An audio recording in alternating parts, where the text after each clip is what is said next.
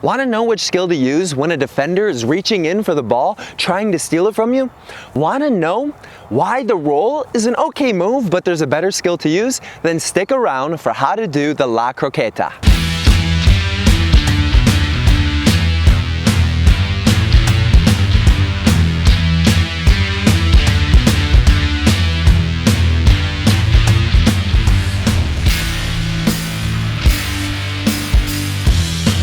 Hello, if we're meeting for the first time, I'm Dylan Joseph, soccer trainer and #1 best-selling Amazon Understand Soccer book series author at understandsoccer.com, and I've been training tens of thousands of soccer players for well over a decade. The Understand Soccer channel commitment is to post one video weekly demonstrating the soccer skills that a player needs and exactly which situations to use them, as well as how to practice those skills, all in an effort to build your soccer confidence. Make sure to hit that like button, subscribe, and hit that bell notification icon to ensure you don't miss any future videos on building your soccer confidence. Stick around to the end of this video to make sure you know that one skill that you shouldn't be using anymore, because you're going to be practicing that self-pass, that La Croqueta, which is the same thing.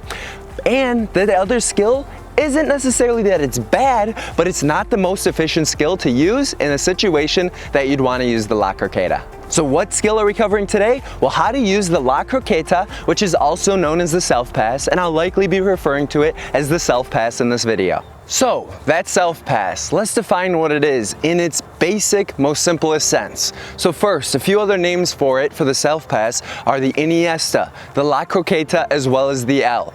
So, basically what we're trying to do, similar to a roll, how this ball is going across the defender and then you're attacking up, the same thing is basically as that defender is reaching in for the ball, we are moving the ball out of the way of their foot and then taking a continued attacking touch forward. So we're getting past that defender with that second touch, and we're getting the ball out of the way of the defender with that first touch. Let us use a very well-known player to demonstrate this further, Andrés Iniesta. Iniesta is a center midfielder. Because opposing midfielders will often dive in for the ball, knowing that they have defenders behind them to support them if they are beat, the self-pass, also known as the La Croqueta, is a skill often used by midfielders.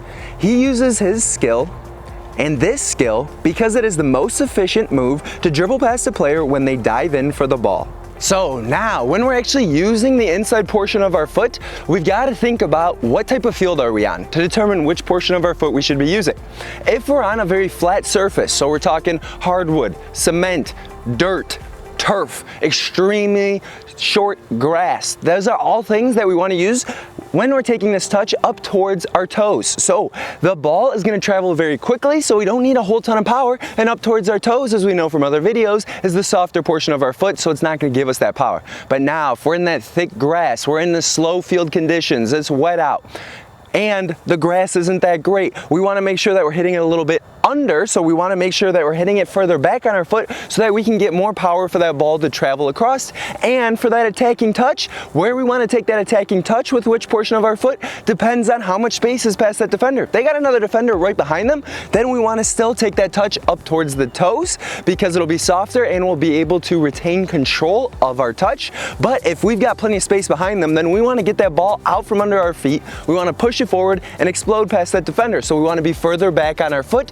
so that we can take that attacking touch. Exploding after the skill definitely helps, but because the defender's momentum is going in the direction opposite of you, they would have to come to a complete stop and then go to a full sprint in the other direction to catch up to you. Therefore, exploding helps, but it is not as important as it is for that shoulder drop, fake and take, jab step, whatever you'd like to call that skill. So I'm curious, can you comment below whether you actually prefer to use the roll or the self-pass that we just went over today when a defender is reaching in for that ball? Let me know in the comments below. Either type in self-pass or type in roll to let me know which one you prefer to use. So now, big thing to avoid. Avoid using the self-pass in the wrong game situation. If that defender is not reaching in for the ball, they're backpedaling, they're jockeying you, then don't use this skill. It's not the appropriate skill to use. You're better off using that body feint, also called that jab step. However, if that defender is reaching in for the ball, then it's important that you want to be able to use your self-pass to attack past them because all their momentum is going in the opposite direction of you. So as long as you can take that touch by them, it's going to be very hard for them to catch up with you because they've got to go from a full sprint to stopping because they missed the ball back to a full sprint while you are going the same direction the entire time. So the second thing we want to avoid when doing this skill is taking a self pass that's actually diagonal. So a lot of players, when they do a self pass or even when they roll the ball, if the defender's directly in front of me, what they'll often do is take a diagonal touch that actually puts it closer to the defender and makes it easier for them to get. Or they do that diagonal self pass and then they attack forward and it makes it so easy for that defender to get the ball. And you gotta remember, that defender's going in that direction. They get a touch on the ball's staying with them, you're going the wrong way. Now you can't even defend. You're gonna have to be able to catch up with them. You're gonna have to chase them down. There's a good chance you won't be able to. So make sure when you do the self pass, it's gotta be across the defender and then an attacking touch up. Across to get out of the way of their foot and then that attacking touch up. And now that third thing you want to avoid, and this goes for all foot skills, and I haven't mentioned this in much of the other movies, but something you need to avoid with a foot skill is if you're in a situation that your team would be better off if you just pass the ball. Okay, yes, maybe you're a great dribbler, but taking on 3 players every single time you get the ball is probably not as productive as passing it more often in a game. So use your judgment, be able to pass, be a team player in the situations that call for it. So now, in order to practice the skill, all it takes is 3 cones. You don't have cones? That's fine. Put down some shoes, put down some water bottles. Put something down that's gonna act as a defender. Now keep in mind, this defender is not moving. This is just a starting and introductory way of getting used to the skill. But basically, start a few yards away and then begin by attacking these cones, taking your self-pass touch to the side, and then attacking past them. And continue to repeat that until you get faster and faster and your speed is much more game-like.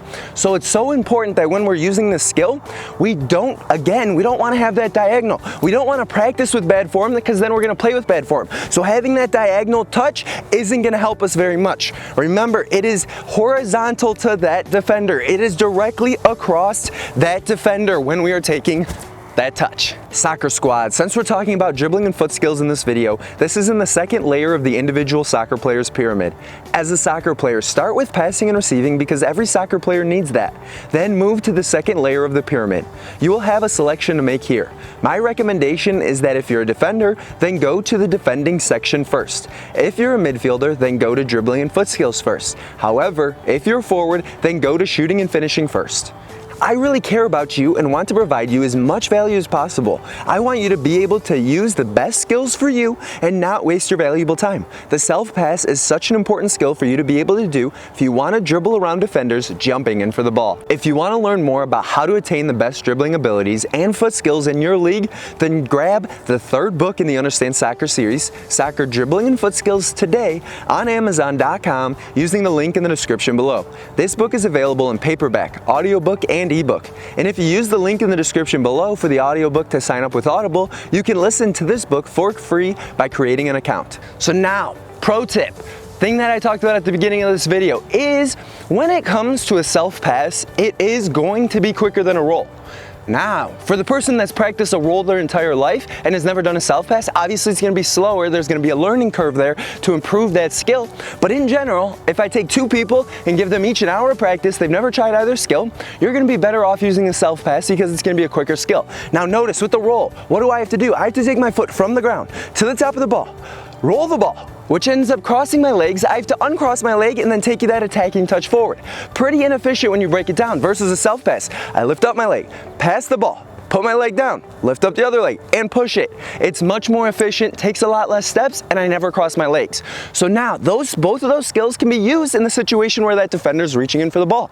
But the roll, you're gonna maybe find a little more comfort, unless it's raining out where the ball's super slippery and grabbing it with the bottom of your feet isn't so good. But notice, I can't reach as far with the bottom of my feet as I can using the inside of my feet. I can reach slightly further, as well as it's much easier to pass the ball across than to get full contact on top of the ball and to completely roll it.